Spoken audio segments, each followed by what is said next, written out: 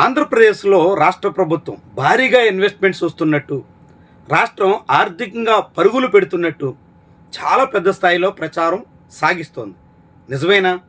భారీ పరిశ్రమలన్నీ ఏపీకే కుయ్యగడుతున్నాయా? దేశంలో వస్తున్న పెట్టుబడుల్లో ఏకంగా 25% ఓన్లీ ఏపీకే వచ్చేస్తున్నాయా? ఇది ఆసక్తికర ప్రశ్న. అయితే ఆంధ్రప్రదేశ్కి ఆ ఇన్వెస్టర్స్ అంతా ఎలా వస్తున్నారు, ఎందుకు వస్తున్నారు అనే ప్రశ్న కూడా ఉదయిస్తుంది. దీనికి సంబంధించి సోషల్ మీడియాలో వైరల్ అవుతున్న ఒక గ్రాఫ్ ఇది. ఇందులో చాలా వరకు డేటా పక్కాగా ఉంది కాబట్టి ఈ డేటాని మనం ఆధారంగా చేసుకుని మాట్లాడుకుంటున్నాం. ఈ డేటా ప్రకారంగా రాష్ట్రంలో వస్తున్న కొన్ని ముఖ్యమైనటువంటి పరిశ్రమలు, ఆ పరిశ్రమల ఏర్పాటు కోసం ప్రభుత్వం ఇస్తున్నటువంటి సబ్సిడీలు, ఈ సబ్సిడీల్లో మళ్ళీ క్యాష్ రూపంలో అందించబోతున్నటువంటి సబ్సిడీ, ఈ సబ్సిడీల వాటా ఎంత, ఇలాంటి విషయాలన్నీ ఈ వీడియోలో మనం తెలుసుకుందాం.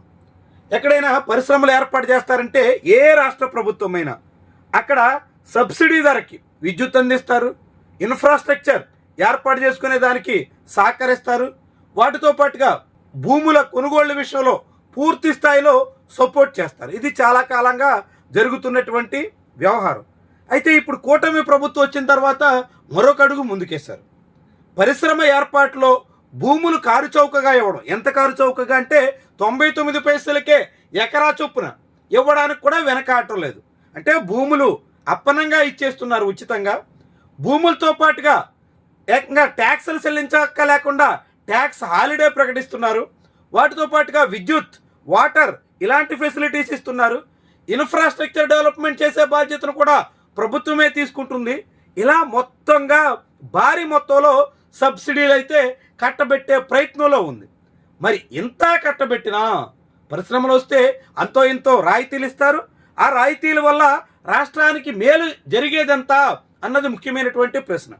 ఏ పరిశ్రమ ద్వారా అయినా ఎంతమందికి ఎంప్లాయ్మెంట్ దక్కుతుంది అన్నది క్రైటీరియాగా తీసుకుంటే ఎక్కువ మందికి ఉపాధి కల్పించేటట్టు వాళ్ళకి ఎక్కువ రాయితీలు ఇచ్చినా ఎవరు పెద్ద ఆశ్చర్యపోరు. కానీ ఆయా కంపెనీలకి ఇస్తున్నటువంటి రాయితీలకి, ప్రభుత్వం ఇస్తున్నటువంటి సబ్సిడీలకి, ఆ కంపెనీలు కల్పించేటువంటి ఉపాధికి ఎక్కడా పొంతన కల్పించట్లేదు. అందుకే మనం ఈ విషయం గురించి మాట్లాడుకోవాల్సి వస్తుంది. చూడండి, ఇక్కడ బీపీసీఎల్ ఇది రామాయపట్నం దగ్గరలో ఏర్పాటు చేయబోతున్నట్టుగా ప్రకటించారు. ప్రకటించేప్పుడే ఏడాదిన్నర అయింది. ఈ కంపెనీ కోసం greenfield refinery and petrochemical complex వస్తుంది. మొత్తం 96,862 కోట్ల పెట్టుబడి పెట్టబోతున్నట్టుగా ప్రకటించారు.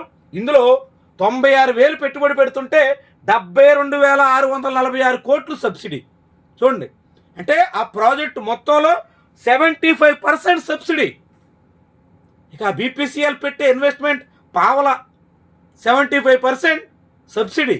ఈ సబ్సిడీలో మళ్ళీ 42,104 కోట్ల రూపాయలు క్యాష్ సబ్సిడీ. కేవలం భూములు ఇవ్వడం, ఇతర విద్యుత్తు, వాటర్ ఇలాంటి సప్లైలో కల్పించే రాయితీలో, లేకుంటే జిఎస్టీ ఇతర పన్నుల్లో మినహాయింపులో అవే కాదు, క్యాష్ సబ్సిడీలే 42,000 కోట్లు ఉంది. అంటే ఎంత పెద్ద మొత్తంలో అక్కడ ఒక కంపెనీకి ఈ ప్రభుత్వం అందిస్తుందో చూడండి. ఇక ఆ తర్వాత రైడెన్ గూగుల్ అనుబంధ సంస్థ అని చెప్తున్నారు. అయితే అదానీ పేరుతో భూములు ఇచ్చారు. అదానీ కట్టబోతున్నటువంటి డేటా సెంటర్ మొత్తం కాస్ట్ 87,520 కోట్లు వాళ్ళు ఇన్వెస్ట్మెంట్ చేస్తామని చెప్పింది. ఆ ఇన్వెస్ట్మెంట్లో 22,000 కోట్లు సబ్సిడీ. ఒక డేటా సెంటర్కి 22,000 కోట్లు సబ్సిడీ. ఎంత అంటే 25% సబ్సిడీ డేటా సెంటర్కి. ఆ డేటా సెంటర్తో వచ్చే ఉద్యోగాలు ఎన్ని? 500 కాకుంటే మహా అయితే సెక్యూరిటీ గార్డులు, ఇతర అన్ని రకాల ఉద్యోగాలు కలుపుకున్న 1000 లోపు ఉంటాయి. 1000 లోపు ఉద్యోగాలకి ఇస్తున్న సబ్సిడీ 22,000 కోట్లు. అందులో మళ్ళీ 2,129 కోట్లు క్యాష్ సబ్సిడీ. ఇక ఆ తర్వాత ఇండోసోల్ సోలార్ ఇది ఎవరిదయ్యా అంటే విశ్వేశ్వర రెడ్డిది. ఈ విశ్వేశ్వర రెడ్డి కంపెనీకి నెల్లూరు దగ్గరలో 69,000 కోట్లు ఇన్వెస్ట్మెంట్ చేస్తుంటే అందులో 41,000 కోట్లు సబ్సిడీ ఇస్తున్నారు. ఎంత అంటే 60% సబ్సిడీ. కంపెనీ పెట్టడానికి ఇన్వెస్టర్ ముందుకొస్తే ఆంధ్రప్రదేశ్లో 75%, 60%, 50% పైబడినటువంటి సబ్సిడీలు. ఇందులో మళ్ళీ క్యాష్ సబ్సిడీ ఎంత అంటే 14,152 కోట్లు. ఎలా ఇస్తున్నా చూడండి. ఏం చేస్తారు వీళ్ళు? సోలార్ ప్యానెల్స్ మ్యానుఫ్యాక్చరింగ్ యూనిట్ అంట. ఇక ఆ తర్వాత ఆర్సెల్ఆర్ మెటల్ ఈ నక్కపల్లి దగ్గర ఏర్పాటు చేయడానికి శంకుస్థాపన జరిగింది. ఇది 55,964 కోట్ల రూపాయలు ఇన్వెస్ట్మెంట్ అయితే ఇందులో సబ్సిడీ 67,982 కోట్లు, అంటే 50% సబ్సిడీ. క్యాష్ సబ్సిడీ 12,000 కోట్లు.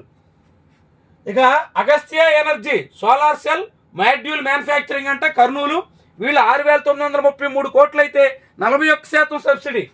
తర్వాత ఎల్జీ ఎలక్ట్రానిక్స్ హోమ్ అప్లయన్సెస్ అయితే 5,000 కోట్లు పెట్టుబడి పెడితే 5,000 కోట్లు సబ్సిడీనే. చూడండి, ఒక కంపెనీ ఆ ఎల్జీ హోమ్ అప్లయన్సెస్ తయారీ యూనిట్కి నయా పైసా ఇన్వెస్ట్ చేయాల్సిన పనిలా, టోటల్ సబ్సిడీ 100%. మొత్తం ప్రభుత్వమే సబ్సిడీ కల్పించి ప్లాంట్ ఏర్పాటు చేస్తుంది. ఇక ఆ తర్వాత దాల్మియా సిమెంట్, ఇది కడప, ఇందులో 43% సబ్సిడీ. తర్వాత మా మహామయ స్టీల్ ప్లాంట్ విజయనగరంలో ఎక్స్పాన్షన్ 46% సబ్సిడీ. తర్వాత ప్రీమియర్ ఎనర్జీస్, ఇది సోలార్ ఇంగాట్ అండ్ వేఫర్స్, ఇది ఏకంగా 25% సబ్సిడీ. దాని తర్వాత కోరమండల్ ఇంటర్నేషనల్, ఇది కాకినాడ దగ్గరలో 45% సబ్సిడీ. దాంతోపాటుగా జేకే మైని అంటే రేమండ్ వాళ్ళ company aerospace and auto components, వీళ్ళకి 74% సబ్సిడీ. సబ్సిడీలు ఇంత పెద్ద మొత్తం క్యాష్ సబ్సిడీ ఇస్తే దాదాపుగా 75,000 కోట్ల రూపాయలు క్యాష్ సబ్సిడీ ఇస్తున్నారు.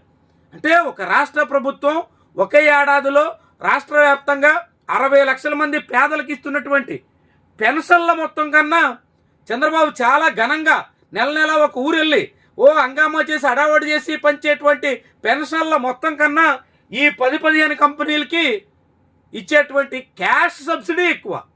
ఇతర సబ్సిడీలు అన్నీ కలిపితే చాలా వేల కోట్లు ఉంటుంది, చాలా పెద్ద మొత్తం ఉంటుంది. కేవలం క్యాష్ సబ్సిడీ 75,000 కోట్లు ఉంది. ఇంత 75,000 కోట్లు పెట్టుబడి పెడితే 75,000 మందికి ఉద్యోగం కూడా రావు.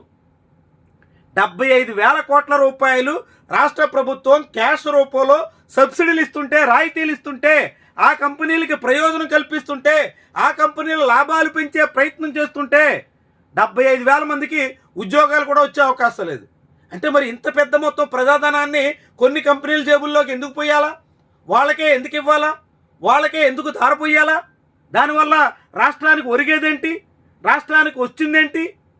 అంటే ఎట్లా కంపెనీలకి ఎంతంత పెద్ద మొత్తం ఇస్తున్నారో ఆ కంపెనీల ద్వారా రావాల్సినటువంటి నాయకులకి ఎంతంత పెద్ద మొత్తం చేరేదానికి అవకాశం ఉంటుందో, అంటే తమ లాభాల కోసం, తమ ప్రయోజనాల కోసం, తాము ఆర్థికంగా నిలదొక్కుకోవడం కోసం ఇలా ప్రజాధనాన్ని పప్పు బెల్లాల్లా పనిచేసే పనిలో ప్రభుత్వాలు ఉన్నాయో అనేటువంటి అనుమానం ఎవరికైనా కలగక మానదు.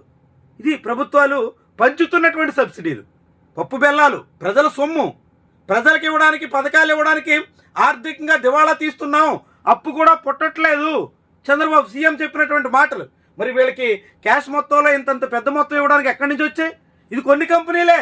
ఇంకా మొత్తం మనం మాట్లాడుకుంటే నిన్నే ప్రకటించారు, రిలయన్స్ వాళ్ళు డేటా సెంటర్ పెడతారట, 19,000 కోట్ల రూపాయలు సబ్సిడీలు ప్రకటించారు. అదంతా కలిపితే దీనికి ఎన్ని రెట్లుంటుందో తెలియదు.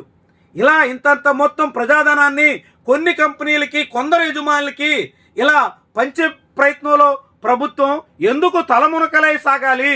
దీనివల్ల రాష్ట్రానికి వచ్చేటువంటి ప్రయోజనం ఎంత? యువతకి దక్కే ఉపాధి ఎంత? వీటన్నిటికీ ప్రభుత్వం సమాధానం చెప్పాల్సినటువంటి బాధ్యత ఉంటుంది.